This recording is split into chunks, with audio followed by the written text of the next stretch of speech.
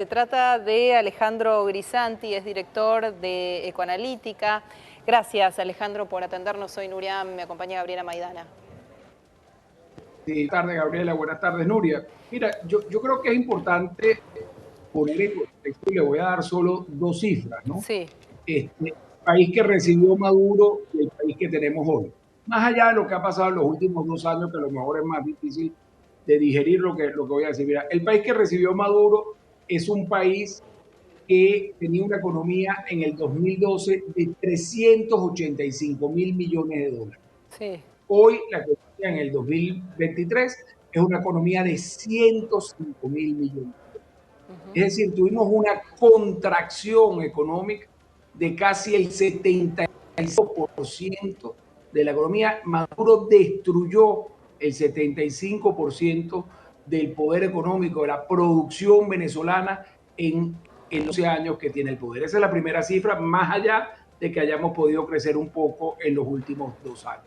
La segunda cifra muy importante es cuando Maduro llega al poder, de acuerdo a cifras oficiales, de acuerdo a cifras de PDVSA, se producían 2.800.000 barriles por día. Sí. El año pasado no llegamos a producir en promedio 750.000 barriles por día.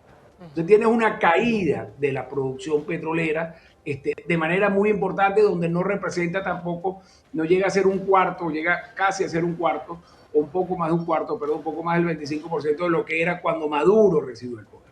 Se puede pensar que son las sanciones, que son los gringos que Sí. vinieron y rompieron toda la parte económica, pero eso es falso, porque al final las sanciones se dan en el 2019, ya cuando tenías la mayor parte de la contracción económica en camino. Ya había pasado la hiperinflación, arrancó en el 2017, la caída de la producción petrolera arranca desde el mismo momento que Maduro toma el poder. Entonces ya del 2012 al 2017, que empezó a haber esta enemistad con Estados Unidos, o a la implementación más seria de sanciones en el 2019, ya la producción petrolera había caído de 2.800.000 a un poco más de 1 millón de barriles de petróleo. Entonces, buena parte de esta contracción, buena parte de esta caída es de Nicolás Maduro, y es difícil pensar, es difícil digerir, es difícil creer que los que destruyeron la economía como lo han destruido, esta es la mayor destrucción económica de una economía que no ha pasado por una guerra. Hemos estado a punto de una guerra, pero no hemos pasado por una guerra. Esta es la mayor destrucción económica que ha tenido un país, y es muy difícil creer que los que destruyeron la economía ahorita del 2024 hacia arriba puedan construir. Alejandro, ¿les preocupa que todo esto todavía genere más bloqueos hacia Venezuela y que la situación empeore? Mira, es muy preocupante la situación actual. Yo soy un absoluto convencido que la oposición arrasó.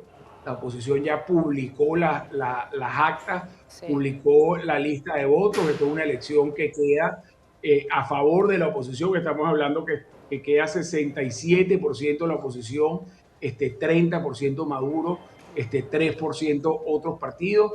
Es totalmente claro que el anuncio, o sea, la probabilidad de que el anuncio que hizo el Villajamoroso la noche del 28 de julio no sea un fraude es 1 en 100 millones. Es mucho más fácil ganarse la lotería, mucho más fácil ganarse el Powerball a que ese anuncio sea cierto. Y eso demuestra claramente que el anuncio fue hecho primero decidiendo qué porcentaje ellos querían y después representar qué votos tenía la oposición.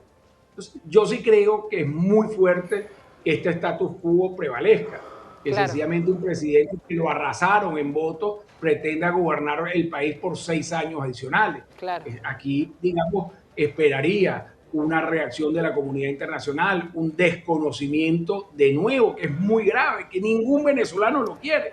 Pero si el señor no ganó las elecciones, ¿cómo la comunidad internacional no lo va a reconocer como presidente? O sea, es clarísima, es muy claro que Nicolás Maduro no ganó las elecciones. A mí me encantaría tener un presidente reconocido, prefiero uno que el otro, pero no puede reconocerse a alguien que sencillamente perdió. Entonces, es una situación muy complicada, es una situación de mucho aislamiento, es una situación, oye, y esto que voy a decir también me parece muy fuerte, es una situación que lleva a Venezuela más a ser Cuba que hacer Nicaragua. Claro. ¿Okay? Porque Nicaragua, a pesar que está muy aislada internacionalmente, no está sancionada. En el caso de Cuba, está aislada internacionalmente Claro. y adicionalmente sancionada por los Estados Claro. Unidos. Entonces creo que puede ser aún peor incluso que el caso de Nicaragua. Gaby. Alejandro, desde la consultora Ecoanalítica, ustedes analizan o proyectan que aún así todo reconociéndose la victoria de la oposición, sería muy difícil poder repuntar la economía en el corto o en el mediano plazo. Pero si eso no sucediera, le quiero consultar respecto de si siguiese en el poder Nicolás Maduro, ¿cómo podría llegar a impactar un éxodo masivo de, entiendo, el 20% de la población que todavía quedó ahí, pero que tendría entonces ya definido prácticamente irse a otros países? ¿Cómo podría impactar esto aún más en este pronóstico ya bastante poco alentador de la economía venezolana? ¿Cómo podría profundizar o agravar esta situación? Sí, mira, Gabriela, dos cosas, ¿no? Un primer cálculo que nosotros hacemos es, y creo que pone en manifiesto la gran destrucción que hizo Nicolás Maduro en el poder, es que para poder reconstruir lo que Maduro destruyó, a la oposición, a un nuevo gobierno, le llevaría 25 años.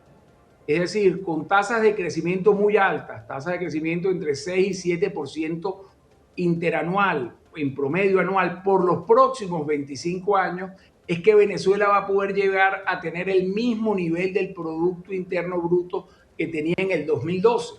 Fíjense lo grave de lo que estoy diciendo. En el mejor escenario, en el 2050, Venezuela va a tener el tamaño de la economía que tenía en el 2012. Eso es lo primero. Por supuesto, si Maduro se queda y proyectando con las tasas de crecimiento que tuvo Hugo Rafael Chávez Frías, a Maduro le tocaría recuperar la economía venezolana, se tardaría más de 75 años.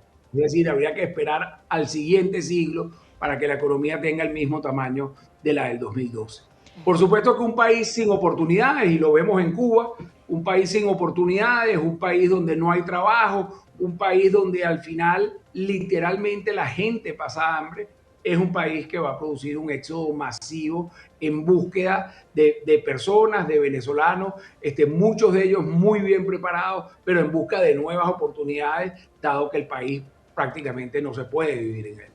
Claro, respecto de esto, ¿qué panorama nos puede hacer una radiografía del mercado laboral? Que entiendo que hay un gran porcentaje de informalidad y también de qué niveles estamos hablando de pobreza hoy. Sí, mira, hoy estamos hablando cuando Maduro, esa es otra cifra que podemos tener, cuando Maduro accedió al poder en el 2012, estábamos hablando de unos niveles de pobreza inferiores al 30% y de pobreza extrema en alrededor del 10, del 12. Esa pobreza llegó casi hasta el 95% en el 2019, 2020, en el pleno proceso hiperinflacionario. Y por supuesto ha reducido un poco ahorita, pero estamos hablando de un nivel de pobreza de 80%. Recibió un país con 30% de pobreza, hoy el país tiene 80% de pobreza y pobreza extrema que ronda cerca del 50% de la población. En todas las encuestas que daban ganador a Edmundo González Urrutia, en todas esas encuestas decía que si se robaban la elección, si Nicolás Maduro permanecía en el poder, si no había ningún tipo de otra oportunidad, cerca del 25% de las personas estarían pensando en salir de Venezuela, ¿no? Estamos hablando de un nuevo éxodo de casi 7 millones de personas, de duplicar, lo que ya ha salido de Venezuela, lo cual lo hace totalmente creíble, puesto que ya hay muchos venezolanos que se han venido radicalizando en el exterior y básicamente haciendo vida en el exterior, y básicamente llamaría a sus amigos, a sus compadres, a sus familiares, a que es mejor vivir en el exterior que vivir en Venezuela bajo un régimen de Nicolás Maduro. Bueno, el gobierno argentino también está evaluando esto y previendo que eso pueda llegar a suceder. Nuevamente la llegada de tandas de venezolanos buscando salir de esa situación de conflicto. Te quiero preguntar, ¿cuánto crees que pueda hacer la comunidad internacional en este sentido? Mira, al final yo creo hasta ahora los niveles de radicalización de Nicolás Maduro, uno ha escuchado incluso con sus amigos, con sus colaboradores más cercanos, con el expresidente de Colombia, Samper, con el expresidente Rodríguez Zapatero, ha sido de un nivel tan duro de no querer negociar, de no querer escuchar, que pareciera que vamos entonces al peor camino, que vamos a ese camino donde no ceden en lo interno, no ceden en reconocer el triunfo de la oposición. Por cierto, no ceden en ni siquiera publicar los datos supuestos con los que ganaron. Hasta ahora el Consejo Nacional Electoral ha publicado 6 datos. Sí. 6 datos es todo lo que ha publicado el Consejo Nacional Electoral, con sencillamente 3 porcentajes y 3 números de votos, que como comenté anteriormente, es tan exacto el número, ¿okay?, que claramente primero calcularon el porcentaje y después el número de votantes, y no fue al revés, que fue producto de tener un número de votos y de ahí calcular el porcentaje. Entonces, yo creo, al final hay que ver si es una posición tipo póker para negociar. Yo creo que no. Y creo que presión es lo que hace falta para ver si Nicolás Maduro reconoce que perdió las elecciones y que, bueno, y que como en cualquier democracia le toca salir del poder, ser oposición, buscar reorganizarse y buscar otra vez el poder. Ahora, te interrumpo un segundito y ya te dejo, Gaby, para el cierre. ¿Crees que es más posible que Maduro pueda, debido a la presión internacional, suceder esto, o que su situación vaya más a un desgaste, digamos, frente a tanta presión desde afuera y a lo excluida que pueda quedar Venezuela del resto de los negocios del mundo, a largo plazo sea como un desgaste por goteo, lo que queda de Maduro, hasta que solo termine tomando la decisión, pero no en lo inmediato, tampoco a larguísimo plazo, pero sí que falte un tiempo para que tome una decisión en este sentido? ¿O crees que puede ser ya en las próximas semanas, debido a la presión de la OEA, por la presión que hacen otros países? También es cierto que tiene el respaldo de China y de Rusia, digamos. Y mira, Nuria, bueno, yo creo que ahí tienes un punto importante, ¿no? Venezuela es hoy un centro muy importante desde el punto de vista geopolítico. Claro. Tanto para Rusia, como para Cuba, como para Nicaragua. Nosotros hemos leído, hemos producido informes muy claros donde las Fuerzas Armadas están muy infiltradas por personal cubano, y si hay alguien que sabe de resiliencia, de resistir a este tipo de cosas, al final es el régimen cubano, muy en contra de los beneficios de su población. Sí. Para mí es muy difícil, Nuria, meterme en la cabeza de Maduro e intentar darle algún vicio de racionalidad a lo que viene haciendo. Para mí es muy difícil un presidente, porque si todavía perdió 51-49, bueno, ahí puede intentar hacer una rebanadora, cambiar algunas actas, a ver si es posible, ¿cómo se llama?, quedarse y permanecer en el poder un poco más.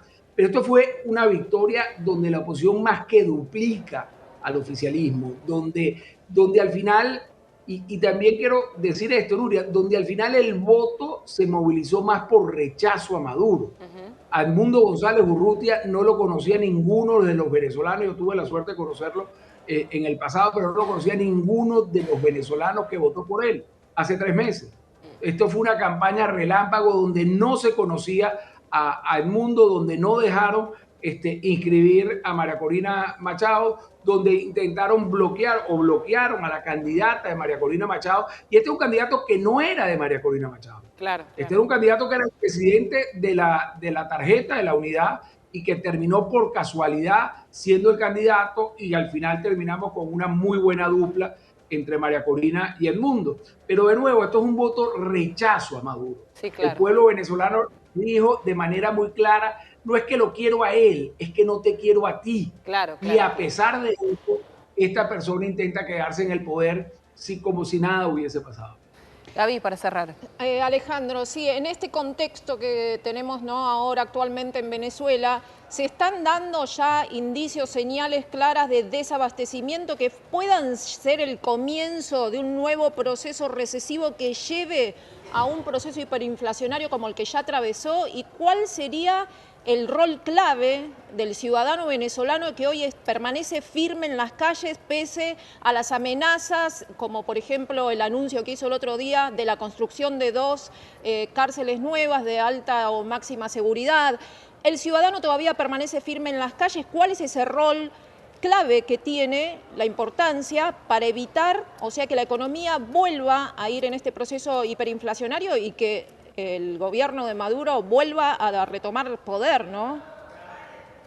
Sí, mira, es mucho el avance que se ha logrado en términos de estabilidad de precios y en términos de estabilidad cambiaria. Para mí es muy claro, previo incluso a la elección, de que era un escenario postelectoral de mucha incertidumbre. Nosotros a todos nuestros clientes les recomendamos montar operaciones de cobertura, de incrementar el balance con activos que guarden su poder de compra o que estén protegidos ante la devaluación. Y este es un escenario, como tú bien dices, que vuelve a abrir la puerta de una fuerte devaluación de aquí a final de año y de una desestabilización de nuevo en precios, de un incremento de la inflación. Y es un escenario que vuelve a abrir la puerta, desafortunadamente, en donde Venezuela en un año, año y medio, si al final continúa este status quo, donde uno esperaría una reacción internacional de mayores sanciones, esto por supuesto vuelve a abrir la puerta de una hiperinflación. Bien, Alejandro Grisanti, director de Ecoanalítica desde Venezuela, gracias por este contacto, nuestra solidaridad y acompañamiento en esta situación que vive los hermanos venezolanos. Gracias.